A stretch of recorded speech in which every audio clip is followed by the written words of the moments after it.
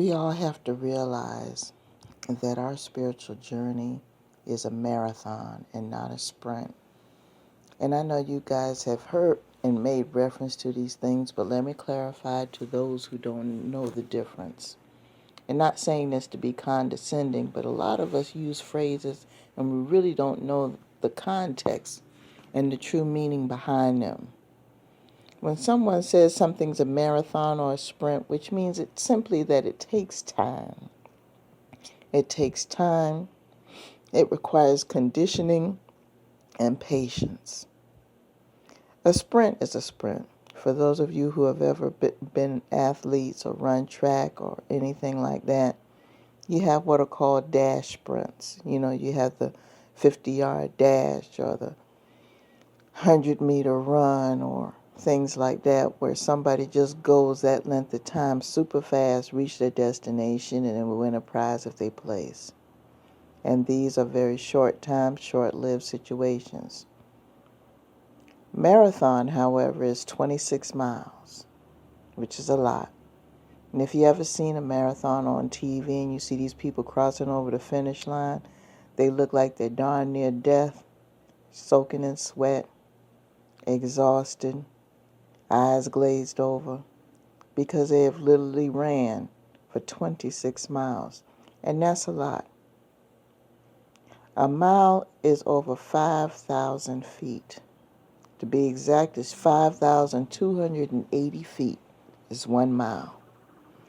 So if you got to do 26 of those puppies times 5,000 feet, you're talking about 130,000 feet that you've got to run in order to finish that marathon. And that's why it takes hours for people to do. But it requires a certain amount of conditioning. Now, if you haven't done anything in a while and decide you want to do a 50-yard dash, it's going to take less time for you to practice and get in condition for something like that than it would to practice for a marathon. People who participate in marathons have been practicing for months, trying to build up their stamina, trying to build up their pace, their muscular endurance, their balance. It takes a lot of time because you got to do 130,000 steps, 130 plus. With a sprint, 50 yards is 50 yards, 3 feet in a yard. So we're talking about 150 feet. Okay. 150 feet versus 130,000. See, it takes time. You got to be patient. You got to be able to build yourself up. You have to endure some things. You have to make some adjustments in order to endure those things. So when it comes to our spiritual journey, we have to understand that it is a marathon and not a sprint. And see, this is where secular religion in some denominations, they have a problem with that. It's misinterpreted and believed that once you overcome and decide to be reborn spiritually, that all of a sudden something's going to come out the sky like Glinda the Good Witch in The Wizard of Oz and start waving this magic wand full of magical glitter, and everything that's dark in your life is going to instantly become light. Everybody's going to be dancing and singing. There's going to be gumdrops and lollipops instantly, because you decided at that moment that you were going to be saved. But then as you go along and you realize that it's going to take some time to do some things, for people who are faint-hearted and who have not been taught, they're going to think that they're doing the wrong thing. They're going to think that they're being ignored by their Creator. The Creator doesn't ignore you. The Creator created you.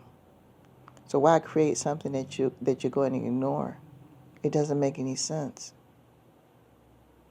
So what happens is these people, all of a sudden, they fall off the wagon, so to speak. Or they backslide. That's the term that's being used. That's what I was trying to remember.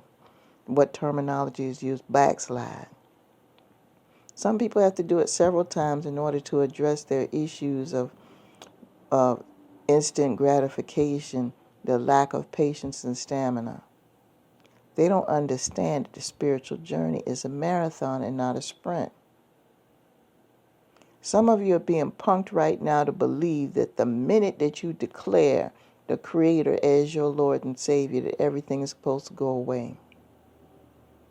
Coming up as a child, being raised up in the Bible Belt, I've seen a lot of that. I don't have anything against feeling in the spirit. But there are some people that put on this performance in order to get attention from others and gain power from others by giving them this game and telling them that everything's going to disappear right away. Am I saying it's not possible? No, I'm not saying that at all. There might be that certain thing that might disappear right away. I've seen it happen to me. But to assume that your entire life is going to be totally different and that everything's going to be perfect every single day, the minute you declare yourself as saved or declare yourself as delivered or reborn, to make that assumption, that's a huge thing.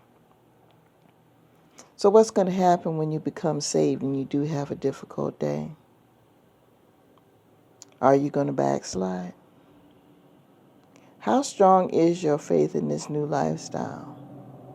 Some of you have been asking for this change for years. And now that you've had it, 5 minutes into the game, the minute that you break a nail, you're willing to turn tail and run. Were you really serious about changing in the first place, or were you just looking for somebody to clean up your mess for you? Think about it. Just saying.